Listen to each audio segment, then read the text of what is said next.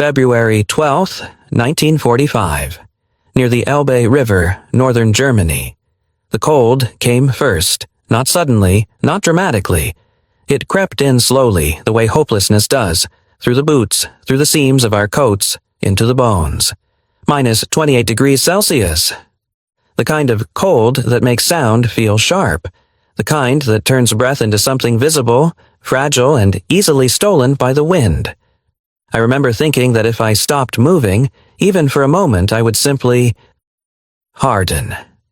Like the trees around us. Like the bodies we had already passed on the road during the retreat. We had been walking for days. Nurses, auxiliaries, girls barely old enough to remember a world before war. No proper coats, no food left. Our field hospital had vanished behind us. First the doctors, then the trucks, then the wounded we could not carry. In the end, there was only snow, forest, and the sound of our own breathing growing weaker. When the American patrol found us, we were huddled inside the remains of a barn, or what had once been one. A roof half collapsed. Walls cracked open to the wind. Straw frozen into hard yellow sheets beneath our knees. No one screamed. No one ran.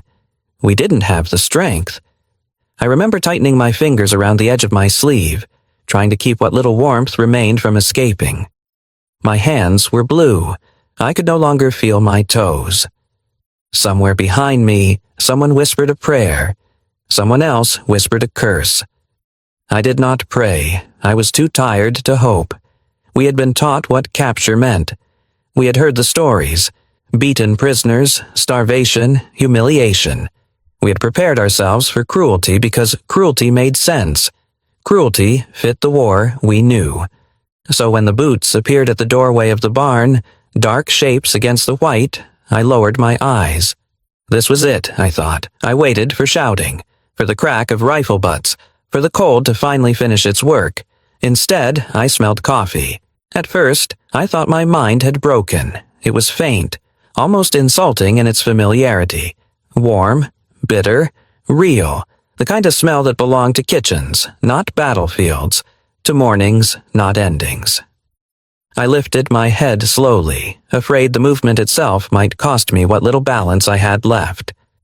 The Americans stood there, steam rising from their coats as they breathed. Their faces were red from the cold, their scarves pulled high. One of them, the one in front, said something I didn't understand. His voice was calm, almost gentle. No one hit us. No one shouted. I noticed the sound next. Metal tapping against metal. Not weapons. Something lighter. Rhythmic. The kind of sound pots make when they touch each other. Then came another sound. A hiss. Soft. Steady. Like water moving through pipes. Hot water. The thought felt absurd. Dangerous. Why would there be hot water here? The soldier in front, later I would learn his name was Tommy, looked at us the way one looks at something fragile already, cracked. His eyes moved from face to face, from bare hands wrapped in rags to boots stuffed with paper. He said something again, slower this time. I caught one word. Cold. It wasn't an accusation. It was a fact.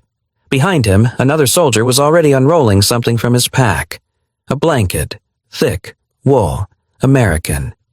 He hesitated only a second before stepping forward and draping it around the shoulders of the girl beside me. She gasped, not loudly, just enough to betray the shock of warmth touching skin that had almost forgotten what warmth was. Then another blanket appeared, and another. Someone took off his own coat. Someone else untied a scarf and pressed it into trembling hands. No orders, no speeches, just movement. I wanted to pull away. Every instinct told me not to accept it. That kindness, when offered by an enemy, always came with a price. But my body betrayed me. When the blanket touched my back, my knees buckled. The warmth did not feel gentle.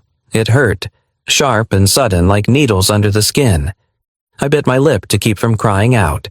I had promised myself I would not cry in front of them. The soldier steadied me without thinking, his gloved hand firm at my elbow. He smelled faintly of soap, pine, maybe, and smoke. Cigarettes. Easy, he said. I understood that word. Easy. They lifted us next. One by one, not dragged, not pushed. Lifted, fireman's carry, piggyback, arms around shoulders. I remember staring at the snow as it passed beneath me, the world swaying with each step, and thinking that this must be a dream my body was inventing to make dying easier. Then the smell came again, stronger now. Bread. Fresh bread, not the sour gray rations we had known for months. This was different. Warm. Yeasty. Alive. Steam rose from somewhere ahead, curling into the frozen air like something that refused to be afraid of the cold. We reached the field kitchen just as the sky began to lighten, that pale, exhausted gray that comes before morning in winter. A large man in an apron looked up as we were carried in. His face changed when he saw us. Not with anger, not with disgust, but with something that looked dangerously close to sorrow. "Soup's on," he said loudly. Then, after a pause, "Double portions." The word soup landed inside me like a blow. Soup meant heat. Soup meant survival. Soup meant tomorrow. They sat us down on ammunition crates near the stove. The metal was warm. I pressed my palms against it, afraid the feeling would vanish if I did not anchor myself to it somehow. A mess tin was placed into my hands. It was full. Steam rose from the surface, carrying the smell of chicken, vegetables, fat, real fat, and something green I could not name. For a moment, no one moved. We were prisoners. But the first thing we were given was not a command. It was food. I lifted the spoon. My hand shook so badly the soup rippled. I did not know yet what this moment would mean. I only knew one thing, with a certainty that frightened me more than the cold ever had. This was not how it was supposed to begin, and somewhere deep inside, a question I had not allowed myself to ask since the war began finally surfaced, trembling and impossible to ignore. If this is America, then what else have we been wrong about? We were trained to expect pain. I did not drink the soup right away. I held the tin bowl in both hands and waited. Steam rose from the surface, fogging my eyelashes, warming my cheeks, and still I waited, my body tense, my shoulders drawn inward as if bracing for a blow that had not yet come. This was how fear worked now. It no longer arrived with shouting or violence. It lived in memory, in habit, in what we had been taught to expect. In Germany, fear had been explained to us long before we ever met an American soldier. I remembered the lectures, the long rooms with wooden benches, the maps on the walls, Europe colored in bold certainty. The instructors spoke calmly, confidently, the way people do when they want you to stop thinking for yourself. They told us who the enemy was.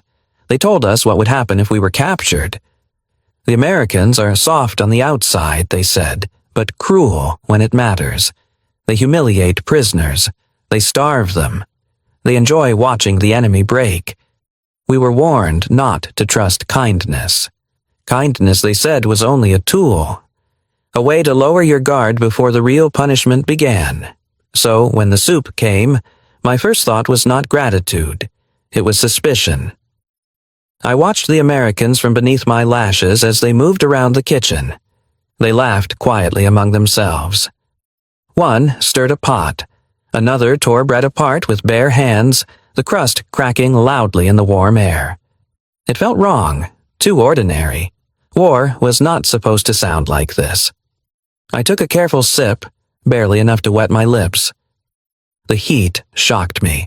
It spread through my mouth, down my throat, into my chest like something alive. I swallowed hard, my breath catching despite myself. Nothing happened. No one laughed, no one shouted, no one pulled the bowl away. Still, I did not eat more. Around me, I could see the same hesitation mirrored on other faces. One woman stared at her bread without touching it, as if waiting for a signal.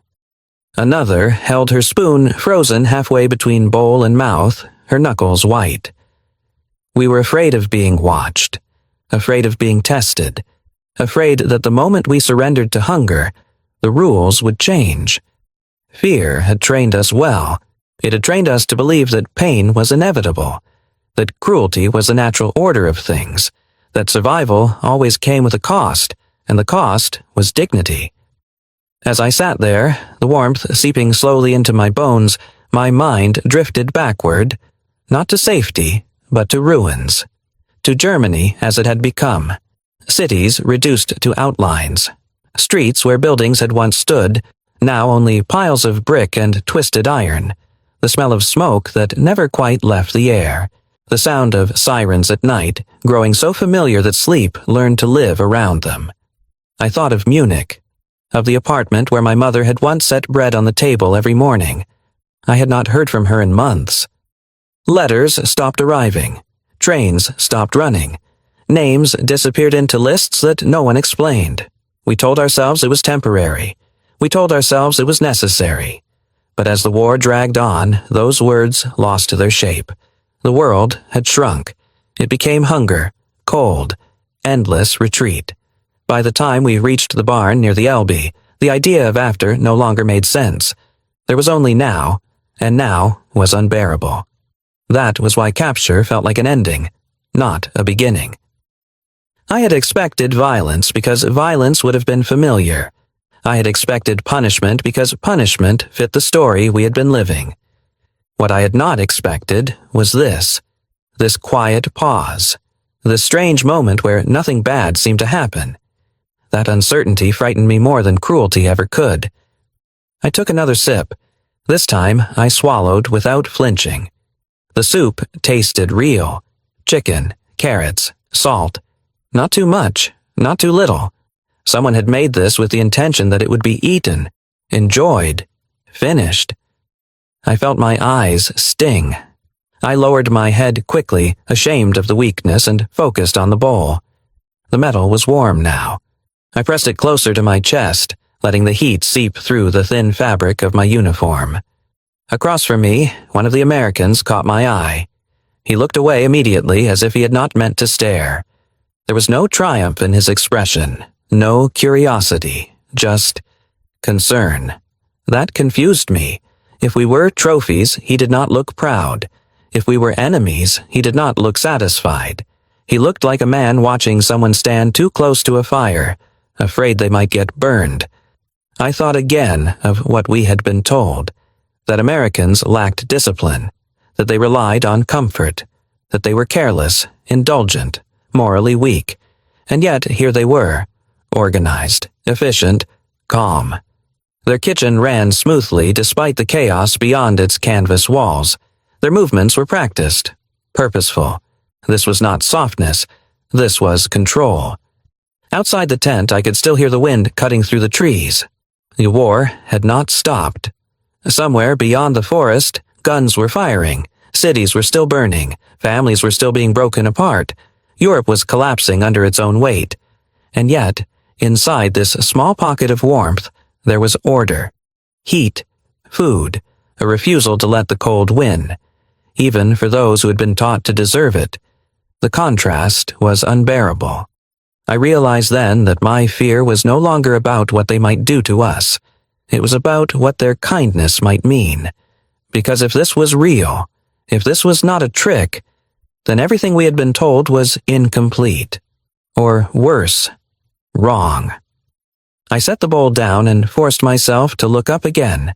The Americans were still there, still moving, still doing nothing that matched the warnings carved into my mind. Slowly, carefully, as if approaching something sacred, I lifted the spoon and took a proper mouthful.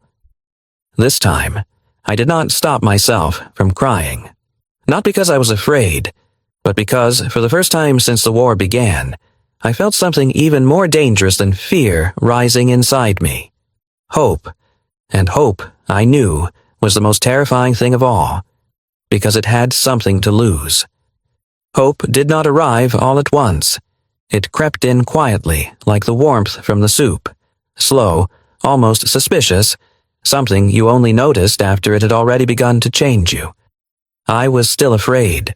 That was the part no one ever understands later. Kindness does not erase fear immediately. Sometimes it makes it worse, because fear knows how to survive pain. It does not know how to survive gentleness. I kept waiting for the moment when the rules would shift, for the bowl to be taken away, for a voice to rise, for the warmth to come with conditions. Instead, nothing happened. The Americans moved around us with an awkward carefulness, as if we were something that might shatter if handled too roughly. They did not bark orders, they did not ask questions, they did not demand gratitude, they simply kept doing small things. One of them noticed my hands. I had not realized how badly they were shaking until he crouched down in front of me. He did not touch me at first. He just watched for a second, as if asking permission without words. Then he reached into his coat and pulled out a pair of gloves. They were too big. Thick wool, American issued. He hesitated. I could see it in the way his fingers tightened around them. Then he placed them gently in my lap and looked away. No explanation, no smile. Just a nod, as if to say, "Use them." I stared at the gloves for a long moment before daring to slide my hands inside. The wool scratched my skin. It felt solid, real, like something meant to last. My fingers stopped shaking. Across the tent, another soldier was doing the same thing, taking off his own coat and draping it over the shoulders of a girl whose lips had turned an alarming shade of blue. She flinched when the fabric touched her neck, then sagged against the crate she was sitting on, her breath leaving her in a single, broken sound. No one told her to be calm. No one told her to sit up straight. They let her be weak. That, more than anything, confused me. In Germany, weakness had been something to correct, to discipline, to harden away. We had learned to hide it even from ourselves. Here, no one seemed offended by it. One of the Americans tried to speak to us again. His accent was thick, his German careful and clumsy, as if each word had to be lifted separately before being placed on the air. "Warm," he said, pointing to the stove. "Safe."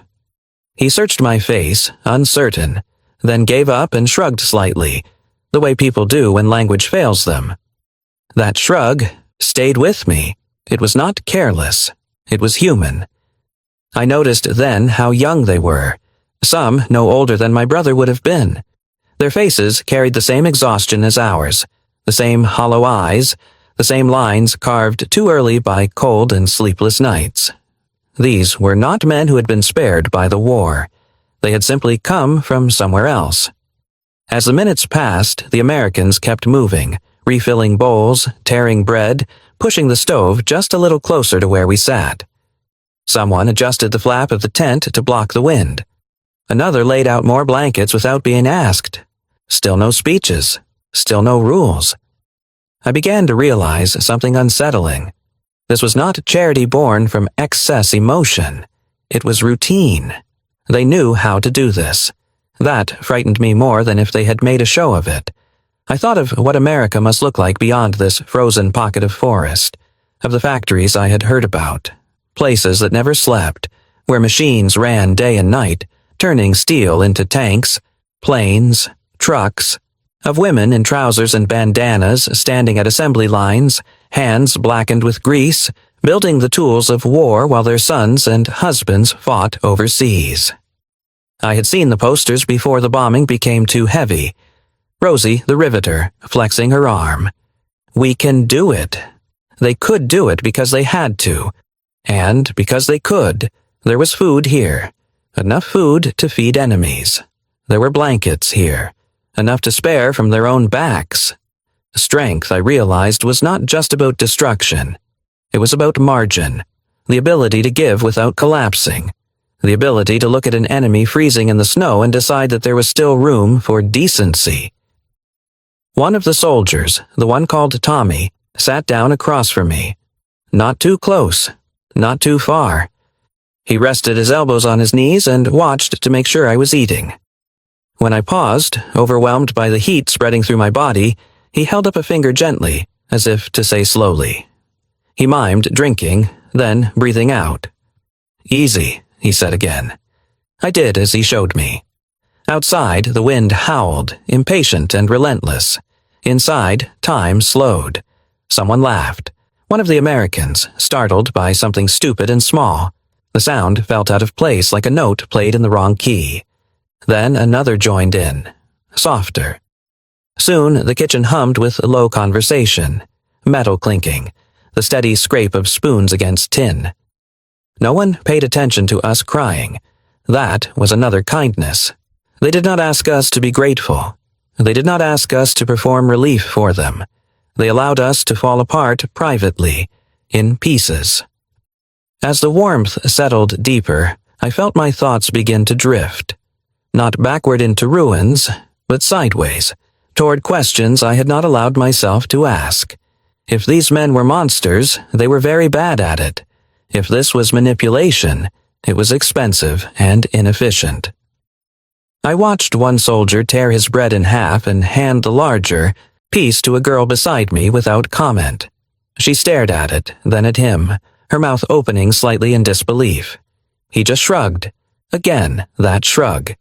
As if the act required no justification. As if generosity were not an exception, but a default. For the first time since the war began, I felt something inside me crack. Not break, not collapse, but open. Just a little. Enough for a thin line of light to slip through. I did not trust it yet. I did not know what it meant. But as I pulled the blanket tighter around my shoulders, feeling the weight of it settle like an anchor against the cold, one thought surfaced uninvited and refused to leave. If this is how they treat enemies. I did not finish the sentence. I wasn't ready. But somewhere, beneath the fear and the suspicion and the habits drilled into me by years of war, a dangerous realization began to form. Kindness, when repeated, was not an accident. It was a choice. And America, it seemed, was strong enough to make it. Even here, even now, even for us. The soup broke us. I did not realize when the moment changed. There was no sound to mark it, no signal, no dramatic turn. It happened quietly, the way things truly important always do. One moment, I was still watching the Americans carefully, my body tense beneath the blanket, my thoughts sharp with suspicion. The next, my hands were wrapped around the bowl, and I could no longer stop them from shaking. Not from cold, from something else. The soup sat heavy and warm in my palms. I tilted it slightly, just enough to let the surface move. Steam rose again, soft and patient, brushing my face like breath. I brought it closer, not to drink, but to feel it. The heat seeped through the thin metal, into my fingers, into my wrists, climbing slowly up my arms as if it were searching for places to settle. My shoulders dropped without my permission. My jaw loosened. A sound escaped my throat before I could stop it. Not a sob, not a cry, but something broken and unrecognizable. I froze, mortified, but no one looked at me. That was when I understood I was allowed to fall apart. I took a sip. This time, I did not stop myself. The soup flooded my mouth, thick, rich, undeniably real. There were pieces of chicken I could chew, soft vegetables that still had shape, salt that made my tongue ache in a way that felt almost pleasurable after months of tasteless hunger. I swallowed. Then again. The heat traveled downward, spreading through my chest, my stomach, my legs, places that had felt hollow and numb for so long I had forgotten they belonged to me. My eyes blurred. I lowered my head quickly, ashamed of the tears, and focused on the bowl, gripping it harder as if it might float away if I loosened my hold. Around me, the same quiet collapse was happening. One woman pressed her face close to the steam and breathed in deeply, her shoulders trembling. Another wrapped both arms around her bowl and did not drink at all. She just sat there, holding it, letting the warmth soak into her palms. Someone else tore off a piece of bread and slipped it into her coat pocket, glancing around guiltily as if expecting to be caught. Old habits, survival habits. I understood them too well. I took my bread and broke it in half, the crust cracking loudly in the warm air. Butter had been spread thick across the surface. Too thick. Wastefully thick. As I lifted it, the butter began to melt, turning glossy, dripping slowly into the cracks. I stared at it, mesmerized. Butter was not supposed to melt like this anymore. Not in winter. Not in wartime. I hesitated, then took a small bite. It tasted obscene. Rich. Soft. Real. I chewed carefully, deliberately, afraid that if I ate too fast, someone would notice and take it away. Afraid that this moment would be corrected, like a mistake. Across the crate from me, a girl began to cry. She tried to hide it, pressing her lips together, turning her face toward the tent wall. But the sound escaped anyway. A thin, shaking breath that broke and reformed and broke again. No one told her to stop. No one mocked her. One of the Americans glanced over, then deliberately looked away, giving her the privacy to shatter. That, more than the food, undid me. I felt something tear loose inside my chest, something I had been holding together with sheer force of will since the first sirens had sounded years ago. I thought of the nights without heat, the mornings without food, the way hunger had made us smaller, quieter, sharper edged. I thought of the faces we had left behind on the road, the wounded we could not carry, the civilians we passed without stopping because stopping meant dying too. I thought of how many times I had told myself, this is what it means to survive. And now, here I was, a prisoner, sitting in a warm tent, eating better food than I had seen in months, wrapped in an American blanket that still smelled faintly of soap and smoke. The contradiction was too much. If this was deception, it was extravagant. If this was cruelty, it was poorly designed. I took another sip, my hands steady now, and asked myself the question that had been circling my thoughts since the first bowl had been placed in my hands. If this is a lie, why does it cost them so much? The soup was not thin. The bread was not stale. The butter was real. Sugar sat in a small tin near the coffee pot. White, granular, unmistakable. One of the Americans spooned it into a cup and stirred, the metal clinking softly against ceramic. Sugar. I watched the grains disappear and felt my throat tighten. We had not seen sugar in years. The man took a sip, grimaced at the heat, and laughed quietly at himself. Then, without comment, he set the cup down near one of the women who was shivering hardest. She stared at it, terrified. He pushed it a little closer with 2 fingers and stepped back. Still no explanation. Still no demand. The coffee smelled dark and bitter and sweet all at once. Steam rose from the cup, curling lazily, unconcerned with the war outside. The woman lifted it with both hands, her fingers wrapped around the porcelain as if it were something holy. She took a careful sip, then another, larger this time. Her knees buckled. She covered her mouth quickly, but the sob burst through anyway. Raw, animal, unstoppable. That was when it spread. Not like panic, like release. One by one, the sounds emerged. Quiet crying, hitching breaths, hands pressed against faces. No screaming, no wailing, just the sound of bodies finally admitting what they had endured. I felt my own tears spill over then, hot and humiliating. I did not bother to wipe them away. I was tired of being strong. I wrapped both arms around the bowl and held it against my chest, letting the heat soak through the fabric of my uniform. I leaned forward slightly, rocking without realizing it, the way one does when words are no longer useful. I did not know how long we sat like that. Time felt strange inside the tent. The war seemed far away, muffled by canvas and steam and the soft clatter of spoons. At some point I noticed that the Americans had stopped moving so much. They worked quietly now, deliberately turning their backs, lowering their voices, giving us space to come undone without being witnessed too closely. That restraint felt intentional, respectful. I caught my reflection briefly in the polished curve of the bowl. My face flushed from the heat, eyes red, hair matted beneath my cap. I did not look like a soldier. I looked like a person. The thought startled me. Had I forgotten what that felt like? I finished the soup slowly, deliberately, savoring each swallow, afraid it would be the last. When the bowl was empty, I did not hand it back right away. I held it for a few more seconds, letting the residual warmth linger. Someone placed another blanket around my shoulders. I had not noticed when the first one slipped. I did not flinch this time. I leaned into it. My body, traitorous and grateful, accepted the weight without question. I looked up then, really looked, at the Americans, at their tired faces, their cracked hands, the mud still caked on their boots. These were not men untouched by suffering. They had simply chosen, for this moment, to interrupt it. I understood something then, with a clarity that hurt. The war had taught us that cruelty was efficient, but this deliberate, costly kindness was something else entirely. It was an act of defiance. Outside, the cold still waited. The guns still fired. The world was still breaking.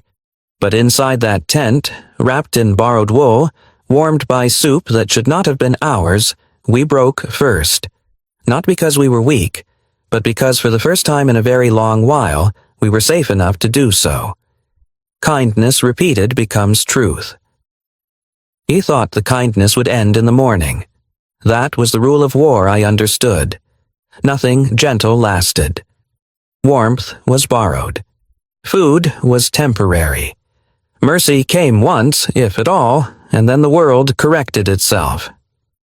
So when I fell asleep that night, wrapped in a blanket that was not mine, my stomach full in a way that felt almost dangerous, I did not let myself believe it meant anything more than survival. I told myself to remember the taste of the soup, just in case. I woke to the sound of metal. Not gunfire, not shouting. Metal, tapping metal, a steady, familiar rhythm. Pots.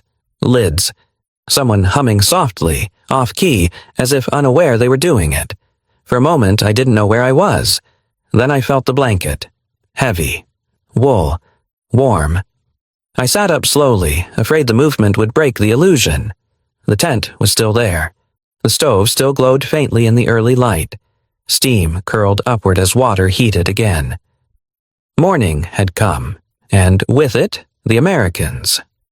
They moved through the kitchen as if this were any other day, as if feeding enemies after a night of war required no special courage. Someone ladled soup into bowls. Someone else sliced bread. A crate of blankets sat open, the lid propped back casually, inviting use. No one announced anything. No one gathered us for instructions. Breakfast simply happened. That was when something inside me shifted. Not dramatically, not all at once, but enough to make fear hesitate. They brought the bowls to us again, full again, still hot. The bread was fresh. The butter was still there, soft and pale, melting at the edges. I waited, watching for signs of impatience, for the tightening of jaws, for the moment when generosity grew thin. It didn't come. We ate slowly, more confidently this time. The crying had stopped, replaced by silence. Not the tense silence of fear, but the heavy quiet of people who are relearning how to exist. After the meal, they did not rush us out. They brought more blankets. One soldier noticed a girl rubbing her feet against the crate, wincing slightly. He disappeared for a moment and returned with socks. Clean. Dry. He set them beside her and walked away before she could speak. She stared at them for a long time before pulling them on, her hands shaking again, not from cold, but from disbelief. This happened again and again. Not once. Every day. Each morning, soup. Each afternoon, bread. Each night, blankets tucked more carefully around shoulders that no longer recoiled at the touch. The repetition mattered. It began to teach us something our minds resisted, but our bodies understood. This was not an accident. This was how they lived. I started to notice the Americans more closely then, not as captors, not even as saviors, but as people. They talked while they worked, about small things, ordinary things. One complained about the cold, shaking his head and muttering that winter back home didn't bite like this. Another laughed and said he'd take this over mud any day. They spoke about food, not the kind in front of us, but food remembered. My ma makes stew, thicker than that, one said, nodding at the pot. You can stand a spoon up in it. Another answered, Sunday dinners, roast chicken, mashed potatoes, whole house smells like it for hours. Someone mentioned a farm, cornfields that stretched farther than the eye could see, cows that knew the sound of his boots. He talked about waking before dawn, about hands numb from work even before the war had taught them other kinds of numbness. They talked about mothers a lot, about letters that arrived late or not at all, about recipes remembered more clearly than faces now blurred by time and distance, about kitchens with windows that fogged up just like this one, only safer. Listening to them felt dangerous. Their words painted pictures too close to my own memories, of my mother's hands, of a table set for meals that no longer existed, of a world where the future extended beyond the next day. I began to understand why their kindness felt so steady. It came from somewhere practiced. At night, they checked on us quietly, adjusting blankets, making sure the stove did not die down too far. One of them, Tommy, brought me an extra mug of something warm and motioned for me to drink. Sleep, he said simply. I did. For the first time in months, my dreams did not involve running. Days passed, we gained strength, our faces softened. Color returned where the cold had stolen it.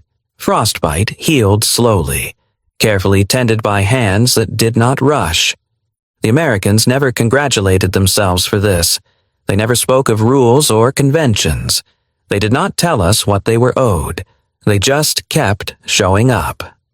The kitchen became a place of routine, and routine, I realized, was a form of mercy. It told the body what to expect. It allowed the mind to rest. I began helping where I could, peeling potatoes, rinsing bowls. At first, I asked with my eyes, then with gestures, eventually with words. The Americans did not stop me. One of them tried to teach me English as we worked. Simple words, warm, safe, home. I taught him German in return. He struggled with the sounds, laughed at himself, tried again. Laughter returned to the tent. Not loud, not careless, but real. In quiet moments, I watched the Americans eat. Their portions were not extravagant. They took no more than they needed. They did not hoard. They did not rush. They trusted that there would be more tomorrow. That trust stunned me. It spoke of a country that could plan beyond the present hour, a place where factories ran through the night, where trains delivered food instead of evacuating civilians, where abundance had been built not for comfort alone, but for endurance. America, I realized, had prepared for this war differently. Not just with weapons, but with capacity. The capacity to feed soldiers. The capacity to clothe them. The capacity, astonishingly, to extend that care to prisoners. That strength radiated outward in small, almost invisible ways. In an extra blanket, in a second, ladle of soup, in the refusal to look away when someone was cold.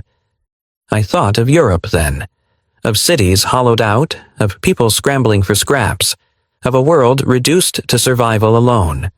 And here, in the middle of it all, these men behaved as if decency were not a luxury, but a duty. One evening, as the sun dipped low and the cold began its slow return, Tommy sat near the stove and rubbed his hands together. Winter back home, he said, searching for the words in German. My ma, she worries. He smiled faintly. Always worries. I understood that kind of worry. It crossed borders easily. That night, as I wrapped myself more confidently in the blanket, my blanket now, in the way shared things become yours, I realized that fear no longer dominated my thoughts. It was still there, but it had been joined by something stronger. Evidence. Evidence that kindness, when repeated, stopped being suspicious. It became truth, and as the days continued, each one unremarkable, each one quietly generous, a realization settled into me with the same steady warmth as the soup. If this was how America treated its enemies in the worst winter of the war, then perhaps the world I had been taught to fear was not the only one that existed. They didn't save me because I was German. It took me days to say it out loud, Not because the thought was complicated, but because it was dangerous. Realizations like this change things. They do not simply add knowledge, they rearrange the ground beneath your feet. Once they arrive, you cannot unsee them. You cannot return to the world as it was before. The moment came quietly, as all true awakenings do. I was standing near the kitchen tent, peeling potatoes with a borrowed knife. My hands no longer shook the way they had on that first night. The skin on my fingers was cracked, still healing, but I could feel again, properly feel, the weight of the blade, the smoothness of the potato skin. Across from me, Tommy was arguing gently with another soldier about whether the stove needed more wood. They were both tired, both stubborn, neither angry. The argument ended not with victory, but with laughter. And suddenly, without warning, the thought surfaced. Clear, simple, undeniable. They didn't save me because I was German. I stopped peeling. The knife hovered uselessly in my hand as I let the idea settle, turning it slowly, examining it from every angle as if it might cut me if I was careless. They didn't save me because I was an enemy either. That, I realized, was the more important part. They had not rescued us to make a point. They had not fed us to prove superiority. They had not wrapped us in blankets to earn gratitude or obedience. They had done it because we were cold, because we were hungry, because we were there. The simplicity of it frightened me. For so long, the world had been divided cleanly. Friend and enemy, worthy and unworthy, human and less than human. We had been taught to sort people quickly, efficiently, without hesitation. But here, in this frozen corner of a collapsing continent, that system did not seem to apply. No one had asked for our papers. No one had asked for our loyalties. No one had asked who we had voted for, believed in, or marched beneath. The Americans had looked at us and seen something else entirely. Need. I remembered the first night again, the way the blanket had been placed around my shoulders, careful and unceremonious. The way the soup had been served without ceremony, without warning. No one had said, "You deserve this." No one had said, "You are forgiven." They had simply acted. And that, I realized, was the most unsettling thing of all, because action like that did not require agreement. It required capacity. America, in that moment, had possessed the strength to choose decency without hesitation, not because it was easy, but because it was possible. I began to see the pattern then, stretching beyond the tent, beyond the kitchen, beyond even the men in front of me. I thought of the stories they had told, of factories running through the night, of women standing shoulder to shoulder at assembly lines, of farms producing more than ever before, of trains moving relentlessly across vast distances. This was a country that had built itself to endure strain, to absorb shock, to give without immediately collapsing, and because of that, it could afford a certain kind of morality, one rooted not in words, but in margins of food. Somewhere beyond the trees, the world was still breaking. But here, in this small, ordinary space, something else had taken root. Not ideology, not triumph, but the quiet, dangerous idea that humanity could survive even its worst moments, if people were strong enough to make room for it. And the question that followed me, long after the soup bowls were emptied and the tent lights dimmed, was not one I could answer. It was one I could only carry forward. If they could do this, then, would we still do it now? Some blankets last longer than wars. The war did not end for me with a treaty. It ended quietly years later, in moments that had nothing to do with uniforms or borders. The first time it happened, I was holding the blanket. 30 years had passed. It was winter again, not the brutal, bone-cracking cold of 1945, but a gentler kind. The sort that makes windows frost over and invites people to gather closer together. The blanket had faded by then. The wool was thinner in places, the edges worn soft by time and use.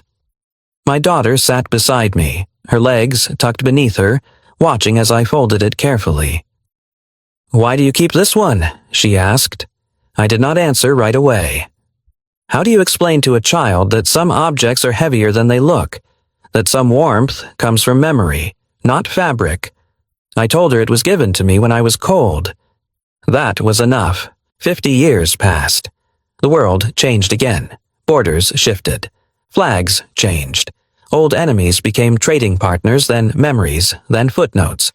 The war moved from lived experience into history books, simplified, summarized, stripped of its human edges. But the blanket remained. On cold evenings, I wrapped it around my grandchildren as they listened to stories they could barely imagine. I did not tell them about fear first. I did not begin with hunger or bombs or retreat. I told them about soup, about steam rising into frozen air, about butter melting on bread, about hands that shook not from cold, but from relief. They listened quietly, their small fingers tracing the worn wool, their brows furrowed in concentration. "Were they nice to you?" one of them asked once. "Yes," I said. That answer, too, was enough. 70 years passed. By then, I had learned something important. Gratitude does not require forgetting. I did not forget the war. I did not forget the suffering, or the loss, or the terrible things done on all sides. But I also did not forget the Americans who chose differently. Not once, but day after day, when it would have been easier not to. Their kindness did not erase history. It complicated it, and that complication mattered. When I met other families, children and grandchildren of German prisoners, I heard the same stories repeated in different words. Not of resentment, not of bitterness, but of surprise, of warmth, of being treated as human when humanity felt scarce. That was the legacy.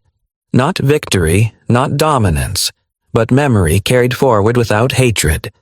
And somewhere across the ocean, I imagined American families telling their own stories, of fathers and grandfathers who had cooked in field kitchens, who had shared bread, who had written letters home about strange days when the enemy did not look like an enemy at all.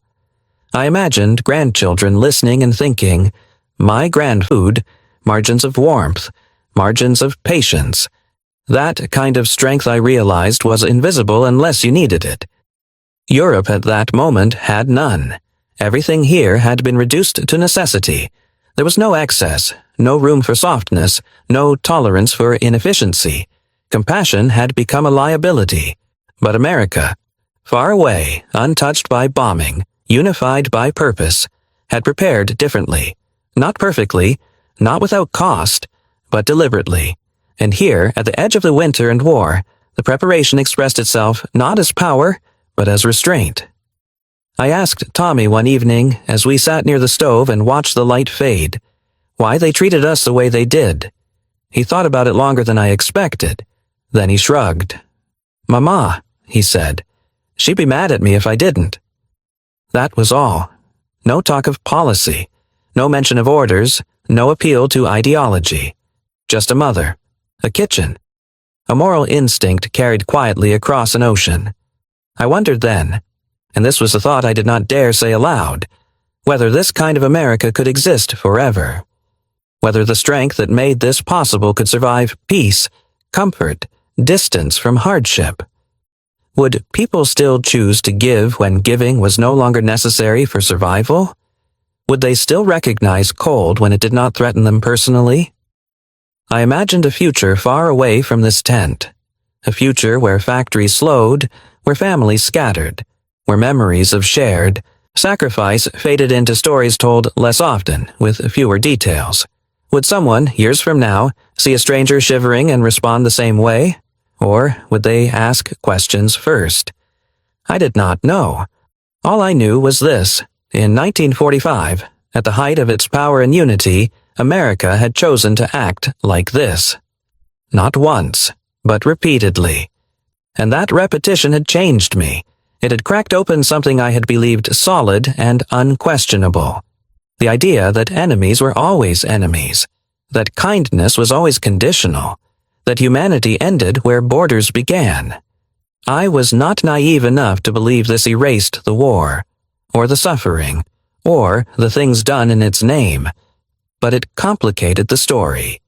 It forced me to carry a truth that did not fit neatly into slogans or flags.